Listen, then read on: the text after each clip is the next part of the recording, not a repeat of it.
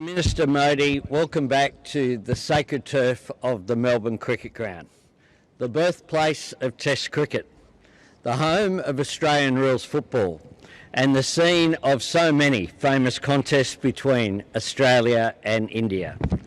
Just 2 years ago, Australian and Indian fans broke an attendance record that was 90 years old. Over 5 days, 370,000 people came through these gates to watch the fourth test of the Border Gavaskar series. That is the passion and the respect between our rivalry. And it is a great honour to be joined here by two legends of Australian cricket who are both admired and revered in India too. Lisa Salekar and Steve Waugh. As a player and captain, Steve Waugh was famous for breaking free of the hotel bubble and getting out and experiencing the real India. That won him so much respect and affection among the Indian people. Back then, Steve was an exception, not anymore. These days, that connection between players and coaches from both our countries is much more the norm, and we are so much better for it. Lisa's remarkable life journey from Pune to captaining Australia is another example of that bond. That is the power of sport. It breaks down our differences and it brings us together. And we're here today to build on that. Today I announce that Australia will bring the Big Bash League to India for the first time. The season opener for this summer's Big Bash between the Melbourne Renegades and the Perth Scorchers will be played in Chennai on Saturday the 12th of December. And it will kick off a week-long G'day Namaste festival of Australian sport, culture and business engagement. There will be a senior business delegation led by the Business Council of Australia, building on the economic roadmap that we launched just last year. And today we recognise that in both our countries, sport is a serious business as well. That's why Prime Minister Modi and I are here to launch a roadmap for sport collaboration between Australia and India to strengthen our long-standing partnership.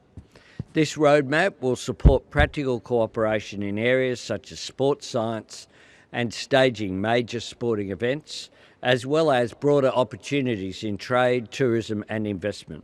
It will also build on new growing areas of shared passion. And that brings me to footy. A few years ago, there were 150 people in India playing Australian rules football. Today, there are 10,000 players across 11 states. And I know that the AFL are big believers in that growth and they're investing in it. This exchange of sporting cultures goes both ways, as we saw when India brought Kabaddi here to Melbourne in 2024. And with India hosting the 2030 Commonwealth Games, Australia hosting the 2032 Olympics, and India bidding for the 2036 Olympics, which I'm certain Australia will support, there is a decade of opportunity ahead of us for more friendly rivalry, serious contests, and increased cooperation right across the board. मेरे मित्र prime minister Albanese, premier Jacinta Allan, खेल प्रेमी साथियों, आप सबको मेरा नमस्कार। MCG में आकर किसी भी भारतीय के मन में दो भावनाएं एक साथ आती हैं। एक, भारत ऑस्ट्रेलिया मैच का रोमांच,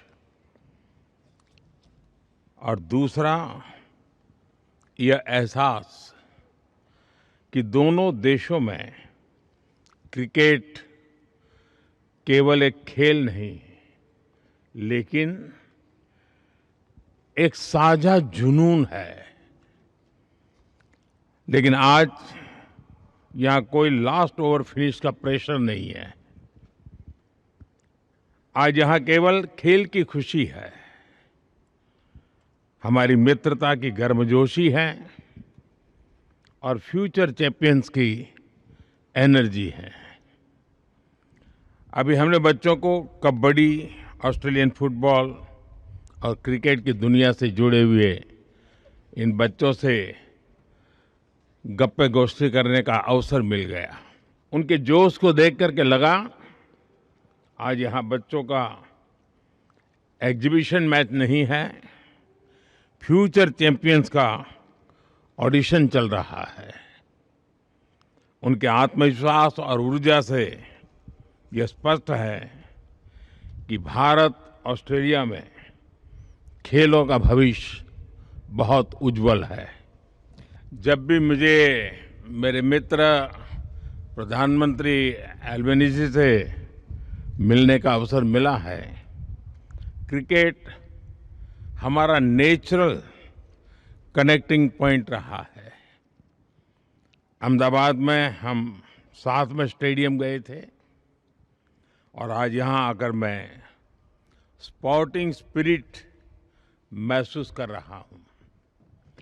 जब हमारे बीच स्टीव वॉ और लीजा स्थालेकर जैसे दिग्गज खिलाड़ी भी मौजूद हैं, स्टीव वॉ की मेंटल टफनेस और लीजा स्थालेकर की ऑलराउंड एक्सेलेंस हमें याद दिलाते हैं कि चैंपियन बनने के लिए टैलेंट, टेम्परामेंट और टेनेसिटी तीनों की आवश्यकता होती है।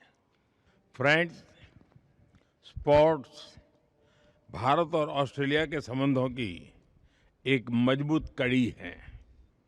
आज प्रधानमंत्री एल्बेनीज़ी के साथ India Australia sports collaboration road map launch करना मेरे लिए बहुत ही खुशी की बात है। इसके तहत हम क्रिकेट के साथ अन्य खेलों में भी सहयोग मजबूत करेंगे। Sports training, sports science and technology के साथ मिलकर के हम आगे बढ़ेंगे। ऑन फील्ड के साथ साथ ऑफ फील्ड पार्टनरशिप भी मजबूत करेंगे। भारत में हमने सिर्फ टेक्नोलॉजी ही नहीं, स्पोर्ट्स को भी डेमोक्रेटाइज किया है। खेलो इंडिया कार्यक्रम से छोटे शहरों, गांवों और सामान्य परिवारों के बीच को भी बड़े सपने देखने का प्लेटफॉर्म मिल रहा है। आज भारत में स्पोर्टिंग टैलेंट कुछ बड़े शहरों तक सीमित नहीं है। यह देश के हर कोने से, हर बैकग्राउंड से उभर रहा है। 2030 में भारत कॉमनवेल्थ गेम्स की मेजबानी करने जा रहा है और जैसा मेरे मित्र ने बताया, हम 2036 में ओलंपिक्स भारत में आयोजित करने का भी प्रयास कर रहे हैं। 2032 में ब्रिस्बेन ओलंपिक्स होस्ट करेगा। इन ग्लोबल इवेंट्स को आयोजित करने के लिए मेगा स्केल पर स्पोर्ट्स इंफ्रास्ट्रक्चर तैयार किया जाएगा। यानी आने वाले वर्षों में हमें एक दूसरे से सीखने के, एक दूसरे के साथ मिलकर काम करने के अनेक नए अवसर प्राप्त होंगे। मुझे खुशी है कि बिग बैश लीग का एक मैच भारत में चेन्नई में आयोजित किया जाएगा। किसी भी स्पोर्टिंग लीग के लिए भारत में इवेंट करना यानी बड़ी रीच और व्यूअरशिप की गारंटी है। इस वर्ष भारत में मेंस T20 वर्ल्ड कप जीता और Australia women's T20 world cup का विजेता बना। मेरी तरफ से सभी विमेन खिलाड़ियों को विशेष रूप से बहुत बहुत बधाई। मुझे विश्वास है कि स्पोर्ट्स की तरह हमारी पार्टनरशिप भी हर क्षेत्र में चैंपियन बनेगी। मैं एक बार फिर खेल, युवा ऊर्जा और भारत ऑस्ट्रेलिया मित्रता का एक सुंदर अनुभव कराने के लिए मेरे मित्र प्रधानमंत्री एल्बनीज़ी का आभार व्यक्त करता हूं। Let us play together, let us win together. बहुत बहुत धन्यवाद।